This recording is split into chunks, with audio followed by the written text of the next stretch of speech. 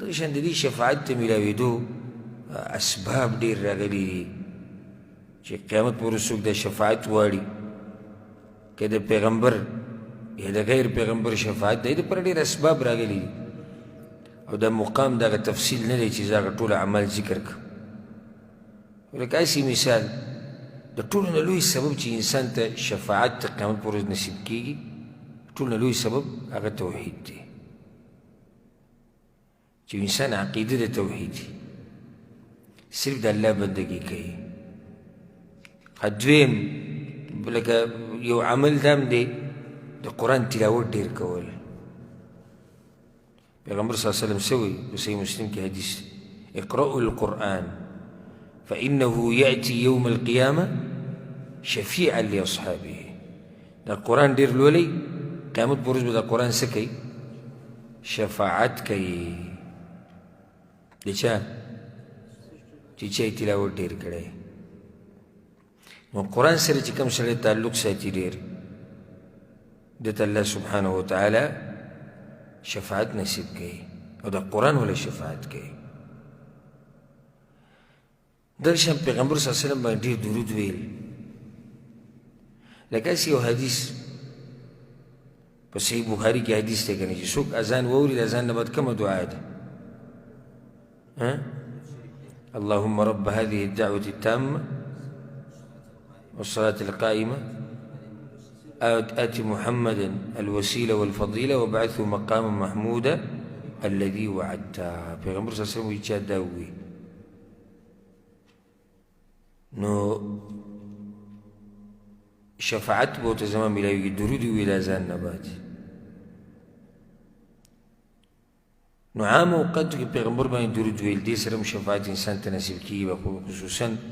لکه اذان نه بعد ویل دغه شان چې موحدین د باندې جنازه وکړي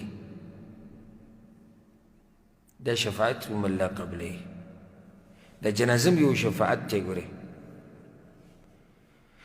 او ځکه دا خبره یاده کوي د موحدینو سره ملګرتیا ساتئ د نیکانو خلکو سره نو بیا به د باندې جنازه هم وکړي حدیث کې راځي لکه یو روایت کې صحیح مسلم کې روایت دی چې څلوېښت کسان جنازه وکړي موحدین الله سره شرک نه یې کړی نو سړی الله بخي بل روایت کې راځي دا په صحیح مسلم کې وایي کې سل کسان ذکر دي یو کې سل دی او بل کې څه دي څلوېښت دا به څنګه جمع کوو سل او څلوېښت مؤمنان هغه چې هغوی نیکان ډېر نیکان یې نو هغو څلوېښت هم کافي بارک الله فیک معروفه جمع دې دغه ده چې دا څلوېښت چې کوم حدیث کې راغلي د هغه څلوېښت چې دوی په دینداري کې ډېر اوچته درجه کې دي توحید عقیده خو د ټولو ده خو دوی دینداري ډېره اوچته ده ښه که دینداري کې کمزوري نو بیا سل کسان پکار دي چې دینداري کې کمزوري نو بیا څو موحدین پکار دي بیا سل پکار دي والله اعلم دغه شان د شفاعت یو سبب دا هم دی چې د یو انسان بچی مړ شي په وړوکوالي کې چې د انسان بچی مړ شي په وړوکوالي کې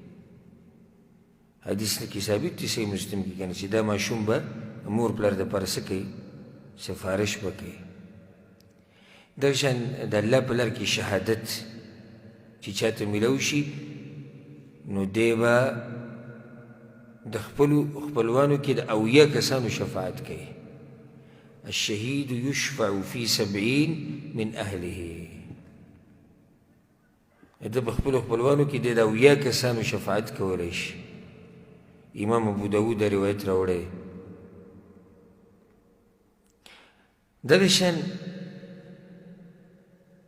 د بعض روایتونو کې دا راغلي چې عالم به شفاعت کوي چې الله سبحانه وتعالی ورته علم نصیب کړي نو د علم کول او علم زده کول دا هم د شفاعت یو طریقه ده د شفاعت حاصلولو